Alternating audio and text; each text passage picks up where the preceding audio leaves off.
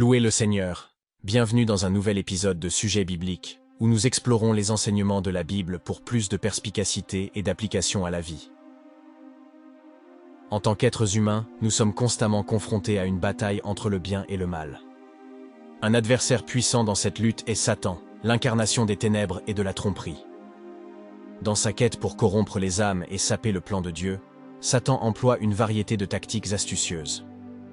Nous devons tous acquérir une compréhension des plans et des tactiques astucieux employés par le diable. L'ignorance de ses stratégies et de ses méthodes n'enlève pas les impacts ou n'annule pas ses conséquences, mais représente un danger important, car elle peut nous égarer. Dans cette vidéo, nous révélons 3 stratégies que Satan utilise pour obtenir un avantage sur nous. En comprenant ces stratégies, nous pouvons nous armer de connaissances et être capables de résister aux ruses du diable. Éphésiens 6, verset 11. La stratégie du diable implique un large éventail de tactiques pour tromper et manipuler les individus. Ils comprennent.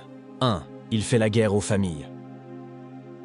Comme nous le savons, chaque homme fait partie d'une famille, et le mariage est l'un des plus grands événements ou réalisations dans la vie de nombreuses personnes.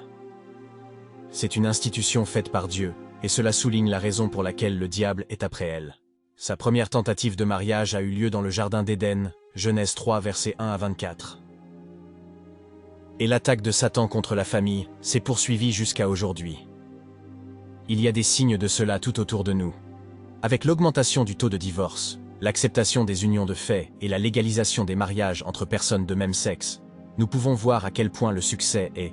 Satan a déformé et perverti ce qu'il y a de meilleur de Dieu pour nous et nous a privés des bénédictions que le mariage apporte à la famille. Premièrement, il rend difficile pour les gens de se marier en les accablant de convoitises, en déformant la vérité et en présentant les mensonges comme la réalité. Le diable trompe les individus pour qu'ils fassent des choix qui vont à l'encontre de la morale et de l'éthique biblique. Il leur fait croire qu'être célibataire est un bon choix, ou que l'homosexualité est la voie à suivre, ou que la pornographie et les désirs lubriques peuvent vous donner satisfaction en dehors du mariage.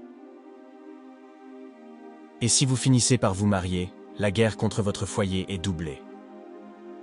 Car l'un en poursuivra 1000, et 2 en mettront 10 000 en fuite, Deutéronome 32, verset 30. Et quand ils auront des enfants, cela signifie que des centaines de milliers d'entre eux seront pourchassés. Mais le diable n'aime pas être poursuivi et vaincu. Ainsi, il fait la guerre aux maisons. Il transforme la joie dans les mariages en tristesse, en semant les graines de l'immoralité, la luxure, l'orgueil, l'envie, la colère, l'avidité, le doute, la confusion, les maladies et la discorde entre les familles. La stratégie cruciale est de vous encourager, vous, votre conjoint et vos enfants, à donner la priorité à l'amour de soi plutôt qu'à l'amour de Dieu et de l'autre. 2 Timothée 3, versets 1 à 4. Une fois que cette division subtile est introduite au cœur de votre famille, les fondations commencent à s'affaiblir, et ce n'est qu'une question de temps avant que toute la structure ne commence à s'effondrer, à moins que des mesures proactives ne soient prises pour inverser ce processus. 2. Il transforme votre force en faiblesse. Nous savons tous que le diable s'attaque aux faiblesses des hommes, mais il pourrait vous intéresser de savoir que certaines de ces faiblesses étaient autrefois des forces des hommes. Le diable ne réussira que lorsqu'il transformera la force en faiblesse, et qu'il entrera par ses faiblesses. Comme nous l'avons noté précédemment, le mariage est honorable, Hébreux 13 verset 4, mais le diable veut le déshonorer. De nombreux mariages sont devenus si misérables aujourd'hui, que certains remettraient même en question leur décision de se marier. La force du mariage a été sapée par le diable, le transformant en faiblesse et en regret. Souvenez-vous aussi de Pierre, qui est apparu comme un leader naturel parmi les disciples, avec une foi passionnée en Jésus. Il fait preuve de courage et d'audace, même dans des circonstances difficiles, Matthieu 26 versets 33 à 35, Jean 18 verset 10. Mais quand le diable a caressé Pierre, il a changé son audace et son courage en crainte, lui faisant renier Jésus 3 fois, et Pierre a pleuré amèrement, Matthieu 26 versets 69 à 75. Il y avait aussi un homme appelé Job, que Satan a attaqué en transformant toutes ses fortunes, y compris sa famille, sa santé et sa richesse, son bétail et beaucoup d'autres choses qui lui apportèrent de la joie, en tristesse. Les amis de Job sont devenus ses ennemis par la manipulation du diable. Job 2, versets 1 à 10. Nous ne devons pas non plus oublier quand Satan a rencontré Jésus, après ses 40 jours et nuits de jeûne et de prière dans le désert. Matthieu 4, versets 1 à 11. Satan a défié la force de Jésus, qui est sa divinité en tant que Fils de Dieu, s'attendant à ce que Jésus utilise ses pouvoirs miraculeux pour se nourrir, ce qui aurait pu être quelque chose de facile à faire pour Jésus. Il a également tenté Jésus de faire appel à l'orgueil de la vie, d'accomplir un événement surnaturel en sautant du pinacle du temple, ce qui peut également être fait facilement par Jésus. Et finalement, il l'a séduit en faisant appel à la convoitise des yeux, en essayant de fournir à Jésus un raccourci vers sa mission sur terre, en donnant à Jésus tous les royaumes du monde et leur gloire, dans la mesure où Jésus ne peut que se prosterner devant lui. Mais dans toutes ces tentations, Jésus n'a jamais cédé. Il n'a jamais permis au diable de transformer sa force en faiblesse. Au lieu de cela, il a résisté au diable avec la parole de Dieu. Satan est toujours à la recherche de votre force pour la transformer en votre faiblesse. 1 Pierre 5, verset 8. Votre force peut être votre carrière ou votre emploi. Ainsi, Satan vous fait être plus engagé dans votre carrière et n'a pas le temps de prier ou même d'assister aux services religieux. Le diable peut toujours trouver quelque chose que nous chérissons et qu'il peut nous prendre, ou quelque chose que nous souhaitons et qu'il peut nous refuser. Le désir de s'améliorer dans la vie peut facilement se transformer en égocentrisme et en arrogance. La colère, lorsqu'elle est dirigée de manière constructive, peut être une force de changement positif. Le diable pousse les individus à succomber à une rage incontrôlée, obscurcissant leur jugement et les poussant à des actions regrettables. Satan comprend notre désir de plaisir et l'utilise pour nous attirer dans le péché. Qu'il s'agisse de la tentation des possessions matérielles, de l'indulgence dans la nourriture et la boisson excessive, ou de la poursuite de désirs illicites, le diable exploite notre désir inné de plaisir, nous éloignant de ce qui est vraiment bon et épanouissant. Il nous distrait avec des choses dont nous avons le moins besoin. Luc 10, versets 38 à 42. 3. Il sème les graines du doute et de l'incrédulité. C'est encore une autre arme délicate du diable. Satan est parfois accablé de fardeaux difficiles à porter, pose des questions de vie auxquelles il semble difficile de répondre, ou des chocs auxquels on s'attend le moins.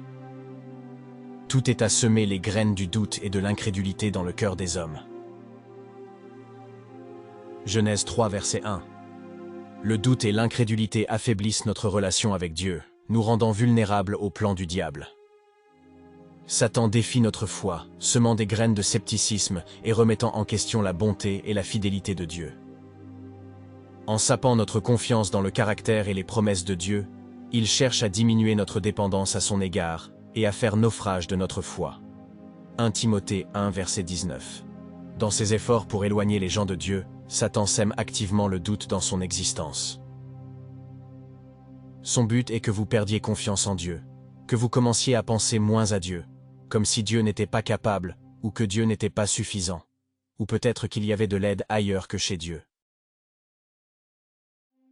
En présentant des visions du monde alternatives, en remettant en question la fiabilité des Écritures, ou en soulevant des arguments philosophiques contre l'existence de Dieu, il cherche à éroder notre foi.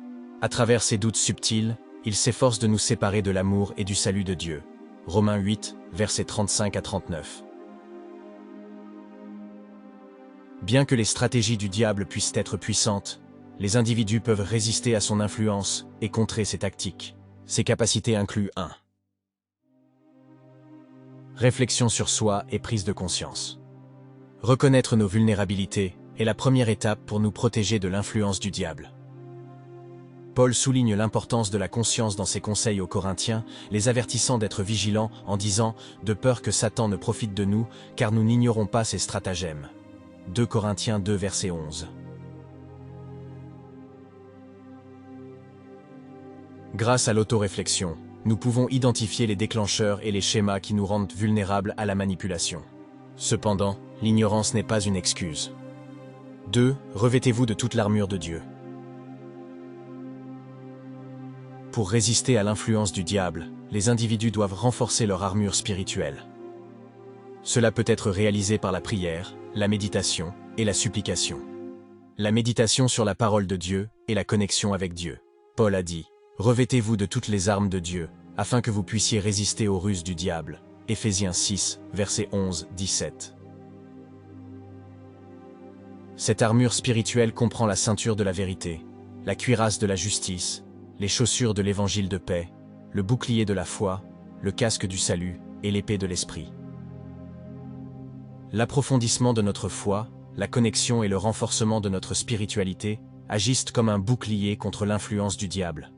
Le fait de chercher à être guidé par les enseignements religieux, de s'engager dans des pratiques spirituelles et de s'approfondir dans la prière contribue à renforcer notre résilience.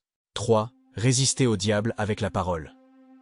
La construction de la force émotionnelle, mentale et spirituelle est cruciale pour résister à la manipulation du diable. Résistez au diable et il fuira loin de vous. Jacques 4, verset 7. Vous ne devez pas implorer le diable, car il n'y a ni pitié ni pardon en lui.